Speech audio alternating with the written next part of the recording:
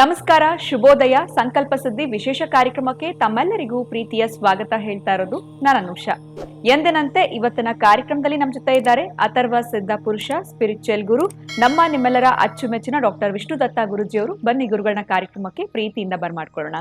ನಮಸ್ತೆ ಗುರುಗಳೇ, ಭಕ್ತಿಯ ಸ್ವಾಗತ. ಒಳ್ಳೆದಾಗ್ಲಿಮ್ಮ.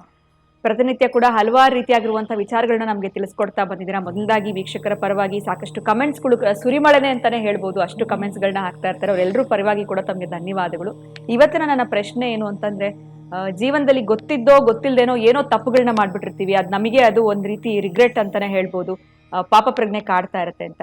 ಈ ಒಂದು ಪಾಪಗಳ ರಾಶಿನ ನಾವು ತೊಳ್ಕೊಳ್ಬೇಕು ಅಂತಂದ್ರೆ ಏನ್ ಮಾಡ್ಬೇಕಾಗತ್ತೆ? ಇದಕ್ಕೆ ಪರಿಹಾರ ಅನ್ನುವಂಥದ್ದೇ ಇಲ್ವಾ? ಮಾಡುವಾಗ ಗೊತ್ತಾಗಿರೋದಿಲ್ಲ, ನಂತರ ನಾವು ಪಶ್ಚಾತ್ತಾಪ ಪಡ್ತಾ ಇರ್ತೀವಿ ಅಂತ ಹೇಳ್ಬೋದು. ಈ ರೀತಿ ಸಮಸ್ಯೆ ಆಗಿರುತ್ತೆ ಬಹುಶಃ ಸಾಕಷ್ಟು ಜನಕ್ಕೆ. ಏನ್ ಹೇಳ್ತೀರಾ ಗುರುಗಳೇ? ಯಾವ ರೆಮಿಡಿ ತೊಳ್ಕೋಬೇಕು? ಹೌದು,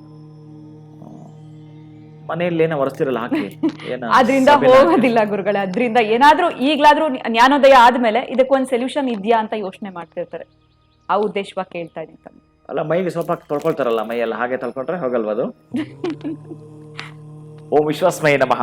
ಪ್ರೀತಿಯ ಬಂಧುಗಳೇ, ನೋಡಿ, ಪಾಪ ನೀವು ಏನಾಗಿ ತೊಳಿಬೇಕು, ಏನ್ ಮಾಡ್ತೀರಿ ತೊಳಿಲಿಕ್ಕೆ? ಹೋಗ್ಬೇಕಾದ್ರೆ ಹೇಗೆ?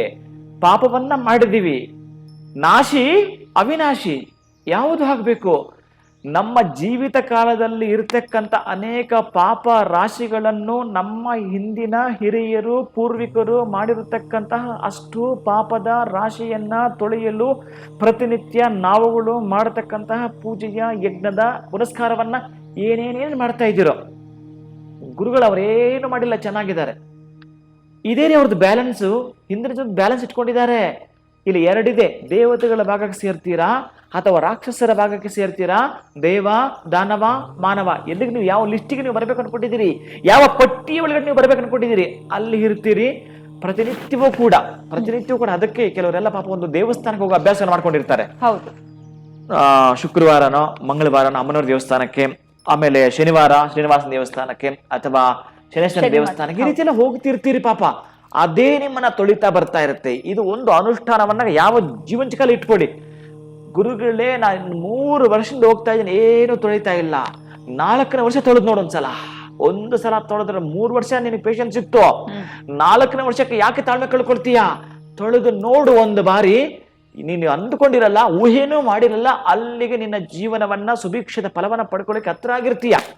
ಹಾಗಾಗಿ ಮಾಡ್ತಕ್ಕಂಥದ್ದು ಏನು ಅಂತಂದ್ರೆ, ಯಾವ ತರಹದಲ್ಲಿ ಯಜ್ಞದಲ್ಲಿದೆ, ದಾನದಲ್ಲಿದೆ, ಧರ್ಮದಲ್ಲಿ ನಡ್ಕೊಳ್ಳೋದ್ರಲ್ಲಿದೆ, ಒಳ್ಳೆ ಮಾತು ಹೇಳೋದ್ರಲ್ಲಿದೆ, ಪ್ರಾಣಿ ಪಕ್ಷಿಗಳು ದಯ್ಯ ತೋರಿಸೋದಿದೆ, ದೀನ ದಲಿತರಲ್ಲಿ ಕರುಣೆ ತೋರಿಸೋದ್ರಲ್ಲಿದೆ. ಯಾವ್ದು ನೀವು ಮಾಡ್ತಾ ಇದ್ದೀರಿ? ಇಲ್ಲಿ ಪಾಪದ ರಾಶಿಯನ್ನು ತೊಳೆಕೊಳ್ಳಲಿಕ್ಕೆ ಮತ್ತೊಂದು ಅದ್ಭುತವಾಗಿರ್ತಕ್ಕಂತಹ ಸಂದೇಶವನ್ನ ನಾನು ಕೊಡೋದೇ ಆದ್ರೆ, ನೀವು ಪ್ರತಿನಿತ್ಯ ಏನ್ ಮಾಡ್ತಿರ್ತೀರಿ, ಮಾಡ್ತಾ ಬನ್ನಿ. ಈ ತಮಿಳುನಾಡು ಅರುಣಾಚಲ ಗಿರಿ ಪ್ರದಕ್ಷಿಣೆ ಅಂತ ಪೌರ್ಣಮಿಯಿಂದ ಪ್ರತಿನಿತ್ಯನೂ ಮಾಡ್ತಾರೆ.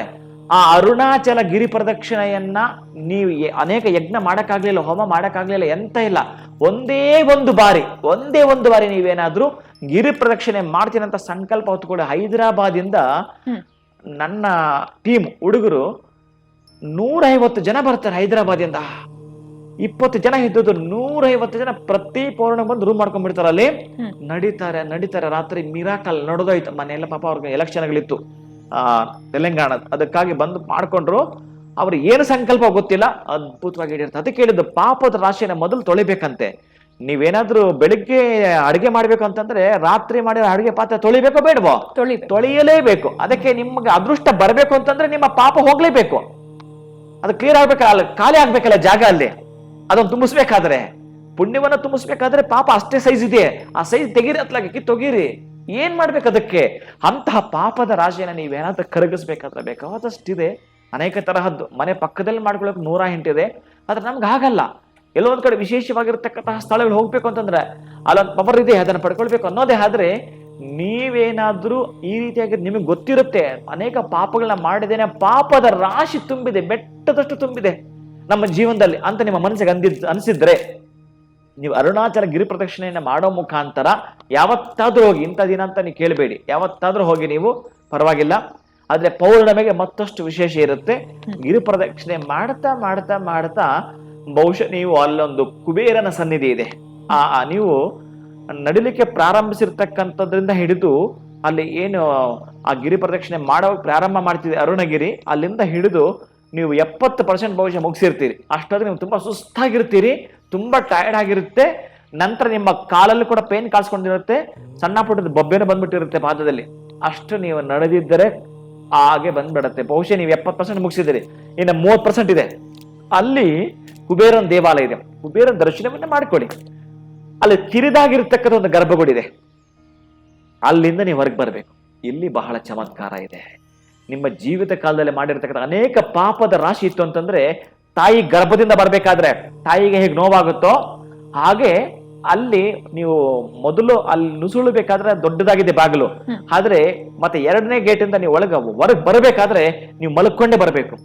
ಮಲ್ಕೊಂಡು ಬರ್ತೀರಂತಂದ್ರೆ ಅಲ್ಲಿ ನಿಮ್ಮ ಪಾಪದ ರಾಶಿ ಪೂರ್ಣ ತೊಳೆದಾಗ್ತು.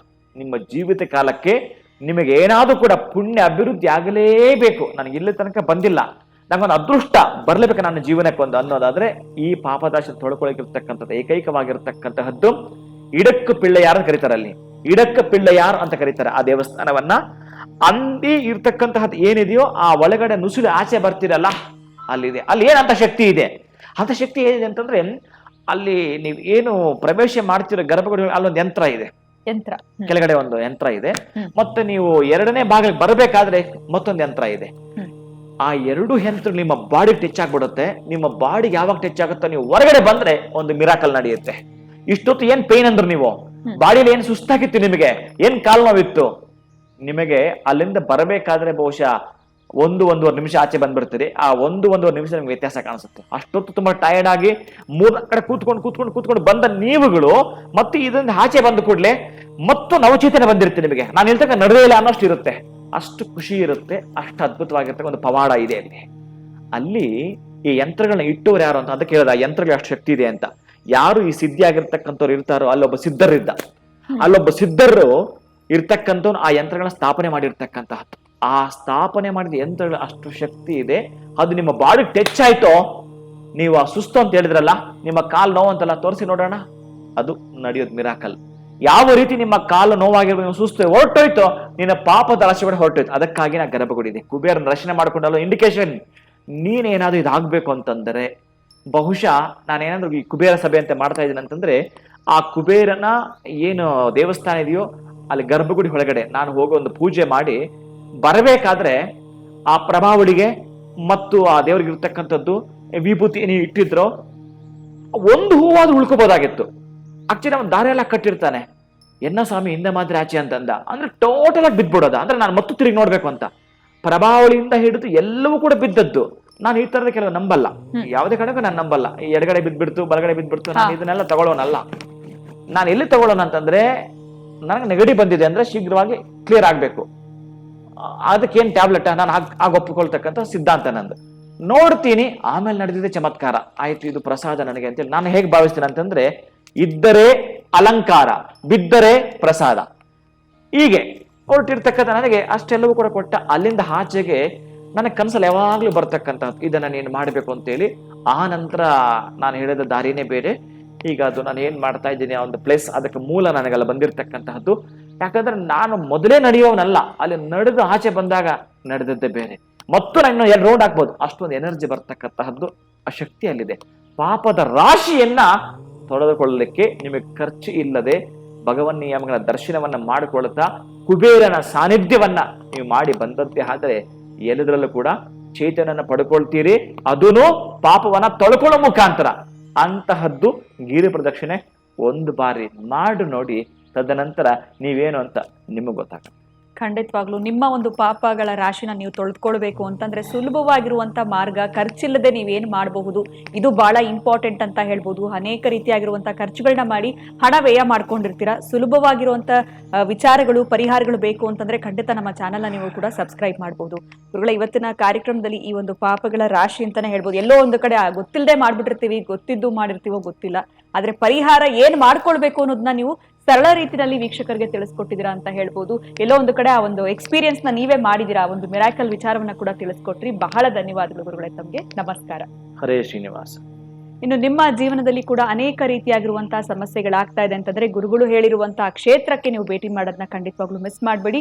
ಇನ್ನು ಇರುವಂತಹ ಸಮಸ್ಯೆಗಳಿಗೆ ಸರಳವಾಗಿರುವಂತಹ ಪರಿಹಾರ ಬೇಕು ಅಂತಂದ್ರೆ ಅಕ್ಷಯ ವೃಕ್ಷ ನಿಮ್ಮ ಬಳಿಲಿ ಇತ್ತು ಅಂತಂದ್ರೆ ಖಂಡಿತ ಎಲ್ಲ ಒಂದು ತೊಂದರೆಗಳಿಂದ ಹೊರಗಡೆ ಬರ್ತೀರಾ ಅಂತ ಹೇಳ್ತಾ ಇವತ್ತಿನ ವಿಡಿಯೋನ ಮುಗಿಸುವಂತ ಸಮಯ ಆಗಿದೆ. ಮುಂದಿನ ವಿಡಿಯೋನಲ್ಲಿ ಭೇಟಿ ಮಾಡ್ತೀನಿ. ನಮಸ್ಕಾರ.